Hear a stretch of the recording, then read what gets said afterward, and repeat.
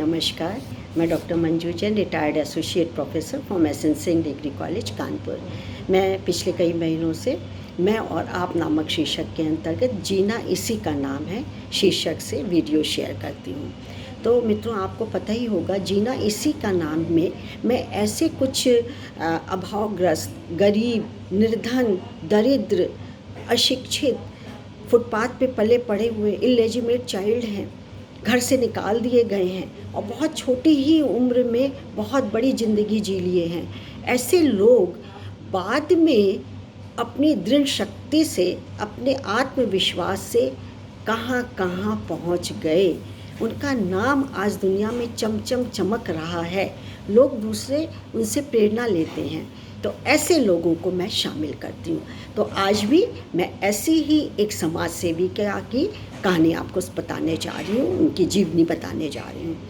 तो जब एक वहाँ की बात है कटाना की, तो जब पूरा कोलकाता के पास से जब पूरा समझ लीजिए गांव शहर नींद के झोंके ले रहा था, नींद ले रहा था, वहाँ पे सिर्फ और सिर्फ शबनम नाम की लेडी थी जो समाज सेविका। वो, उनकी आंखों में नींद नहीं थी, बल्कि नींद की जगह सिर्फ आंसू थे। क्यों? क्योंकि उनके पति इन 8 सालों के वैवाहिक जीवन में बहुत मारते पीटते थे। 3 साल का एक छोटा बेटा था और दूध मुही बच्ची रोती कलपती रह गई, लेकिन वो मारते पीटते रहते थे। कभी कभी वो मुंह से आवाज़ नहीं निकालती थी चीखने की, और मार सह लेती थी कि कहीं ऐसा ना हो कि मेरे बच्चों पर बुरा असर पड़े या बच्ची जो दूध मुही वो रो पड़े। अब क्या हुआ कि उन्होंने ही सोचा कि मैं अब पति के घर से अलग ही रहूँगी। इसी मझधार में थी कि बाहर जाके मैं करूँगी क्या, एक दूध मियाँ बच्ची भी है और एक 3 साल का बेटा भी है, क्या करूँगी। लेकिन मारपीट और अत्याचार, जगह जगह खरोंच के निशान, कहीं सिर पे चोट लगी, कहीं की हड्डी टूटी, वो बर्दाश्त नहीं कर सकी और एक फ़ैसला लिया उन्होंने कि अब घर छोड़ देना चाहिए। लेकिन दूध मुई बच्ची को उसके पति ने नहीं दिया। किसी तरीके से दिल पे पत्थर रख करके वो निकल गई। निकलने के बाद वो सियालकोट स्टेशन पे बैठी रही। अब क्या है कि वहीं बैठे बैठे एकदम से समझ लीजिए फ्लैशबैक में चली गई। कैसे कि मुर्शिदाबाद में उन्होंने अपना जन्म के बारे में बताया कि मुर्शिदाबाद के काटना गांव में शबनम जन्मी थी। माता पिता को बहुत लाडली थी, कोई ऐसा अभाव भी नहीं था, और दादा और दादी की तो आँखों की नूर थी, बहुत बहुत ज़्यादा वो प्यार करते थे, और वो भी दादी से, बाबा से, दादा से बहुत ज़्यादा स्नेह करते थे और ठीक ठाक गुजारा चलता था। दादा जो कि थे वो खेती करते थे, किसान थे। पिता भी इसी काम में लगना चाहते थे, लेकिन उन्होंने पैतृक व्यवसाय को छोड़ करके डॉक्टरी की पढ़ाई की, और डॉक्टरी से उनकी ज़िंदगी भी, जब नौकरी मिल गई शबनम के पिता को, तो जैसे उनकी ज़िंदगी बदल गई, क्योंकि अच्छा खासा कमाने लगे थे।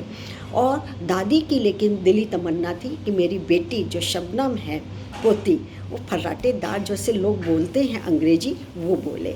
अब मात्र वो 9 साल की थी, तो पिता भी कमा रहे थे, लेकिन वहाँ पे अच्छी परवरिश नहीं थी, कुछ नहीं था। और पिता अब फ़ौज में डॉक्टरी करते थे, तो उन्हें बहुत जगह जगह जाना पड़ता था, यहाँ से वहाँ, कलकत्ता से मुर्शिदाबाद, मुर्शिदाबाद से कटनी, कटनी से सियालकोट, कहीं ना कहीं उनका ट्रांसफ़र होता रहता था। तो इससे इनकी पढ़ाई पे बहुत असर पड़ा।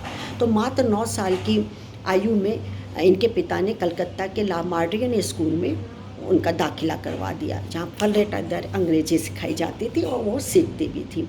अब इस 9 साल की लड़कियों ने श्रेष्ठ के मतलब सर्वश्रेष्ठ स्कूलों में ला मार्डियन नियर के हॉस्टल में रह करके उन्होंने पढ़ाई की, और बहुत लगन से वो पढ़ती थी, और छुट्टियों में वो अपनी दादी के पास कटना आ जाती थी, जहाँ लाड़ दुलार और मन से एक दूसरे से लोग मिलती थी। लेकिन जब ये गांव में अपनी रूढ़िवादी पर मतलब था, गांव बहुत ही ज़्यादा बैकवर्ड था, पिछड़ा हुआ था, गंवारू टाइप का था। तो वो जब थोड़ी और बड़ी हुई, तो क्या हुआ कि वो सोचती थी कि मैं देखो अंग्रेजी बोलती हूँ, मैं किड्स को पढ़ती हूँ, सुनती हूँ, मैं जो कि हूँ शैम्पू लगाती हूँ, मैं अच्छे कपड़े पहनती हूँ, मैं अच्छे झुमके पहन लेती हूँ, मैं जूतियाँ अच्छी पहन लेती हूँ, मेरे पास सब है। लेकिन इन बच्चों के पास कुछ भी नहीं। वो जानते ही नहीं कि शैम्पू क्या होता है, वो जानते ही नहीं कि पढ़ाई क्या होती है, वो जानते ही नहीं अच्छा खाना क्या होता है, तो कैसे मैं इनकी परेशानी को दूर करूँ। मेरे पास काश बहुत सारे पैसे होते तो मैं एक स्कूल खोल के इन सब की परवरिश भी करती। यही सोचते सोचते ज़िंदगी ने करवट ली। कैसे ली कि 16 साल की उम्र में एक 34 साल के बूढ़े व्यक्ति, बूढ़ा नहीं मतलब एक अपने से दुगने से भी ज़्यादा व्यक्ति से इनकी शादी कर दी गई। रोती पीटती रह गई, लेकिन इनकी एक ना चली। क्यों? क्योंकि दकियानुसी परिवार था, इस वजह से उनका विवाह जल्दी कर दिया गया और बेमेल विवाह हुआ, बिल्कुल बहुत बड़े उम्र से। तो इनके पति आर्किटेक्ट तो थे, लेकिन वो चमड़े का भी व्यापार करते थे, लेकिन बेहद रूढ़िवादी परिवार से आए थे। ना तो इनको घर से निकलने दिया जाता था और ना किसी बात में कहने का मतलब था कि डंडे की चोट पे वार किया जाता था। इन पर पीठ पे, कंधे पे, सिर पर कहीं भी वार कर दिया जाता था कि लहूलुहान तक हो जाती थी। बहुत परेशान हो गई। 8 साल की वैवाहिक जीवन, यानी 16 साल की से लेकर के 22-23 साल की उम्र तक में इनका 8 बार गर्भपात हुआ, जिसमें 2 ही बच्चे में जिंदा रहे। एक तो जिसको लेकर के आई थी 3 साल का बच्चा, और दूध मुही बच्ची जो अपने हस्बैंड के पास छोड़ के आई थी। अब सवाल था कि स्टेशन अब आइए, वर्तमान में आते हैं, छोड़ तो दिया, अब क्या करें। लेकिन किसी तरीके से 2-2.5 महीने इन्होंने रेलवे प्लेटफॉर्म पे और किसी बोगी में काट करके दिन गुजारे, काट करके। और कभी उनको आम मिल जाता था, कभी केला मिल जाता था, कभी लैया मिल जाती थी, कभी चूड़ा मिल जाता था। इस तरीके से वो अपने बच्चे का पेट पाल रही थी।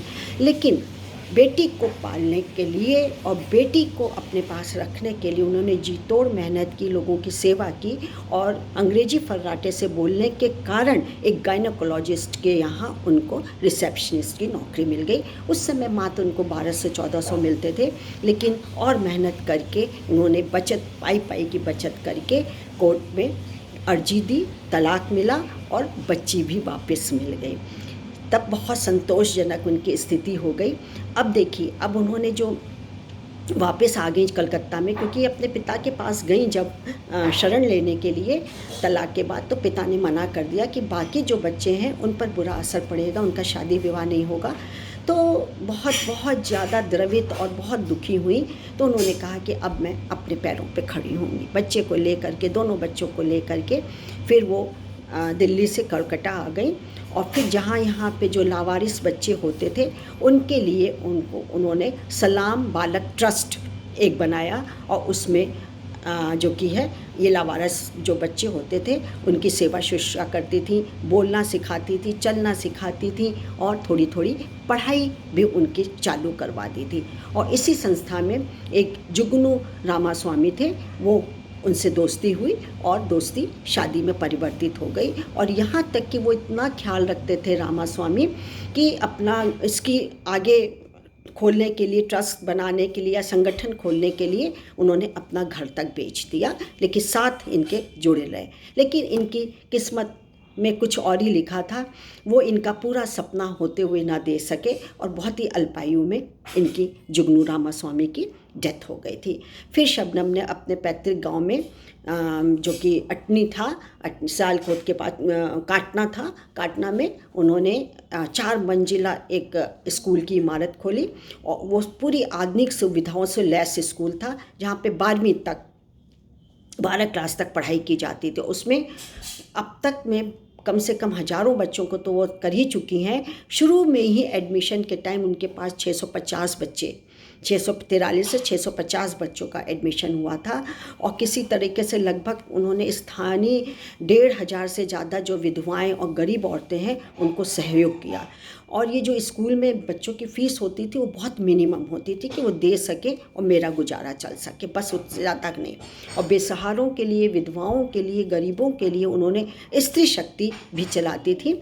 और उसका आज इस संगठन का जो स्त्री शक्ति संगठन जो चला रही है, उसका सालाना जो इनकम है वो 1 करोड़ से भी ज़्यादा पहुंच गई है।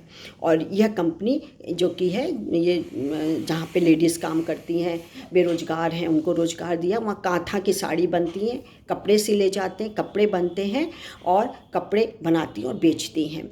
और शबनम जी को शबनम रामा स्वामी हो गई थी, उनको सैकड़ों ग्रामीण औरतों को आत्मनिर्भर बना दिया है। तो सोचिए कि कितनी प्रताड़ना और कितनी कम एज में उन्होंने कितनी कितनी त्रासदी झेली। फुटपाथ पे, गंदगी में, प्लेटफॉर्म पे और रेल की बोगी में सिर्फ फल और लैया चबा के उनको रहना पड़ा, वो भी एक छोटे से बच्चे के साथ। छोटी सी दूध मुही बच्ची को छोड़ करके आएंगे, कैसा कलेजा रहा होगा उनका, कैसे थमा होगा।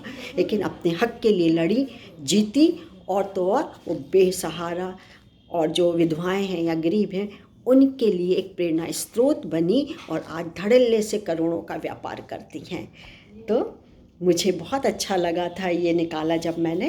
तो आप भी, मैं सोचती हूँ कि कभी भी हमको निराशा का दामन नहीं थामना चाहिए। सब दिन एक समान नहीं होते हैं। कभी शेर जो कि है मगरमच्छ को खा जाता है और कभी मगरमच्छ शेर को पानी में घसीट लगता है। सब एक समान नहीं होते हैं, दिन परिवर्तित होते हैं।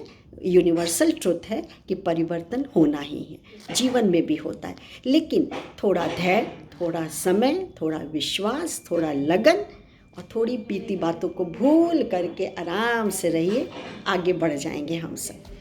तब कैसा लगा? अच्छा लगा हो तो ज़रूर आप भी लाभान्वित होइए, शेयर करिए और लाइक करिए। तब तक मुझे इजाज़त दीजिए। नमस्कार, थैंक यू।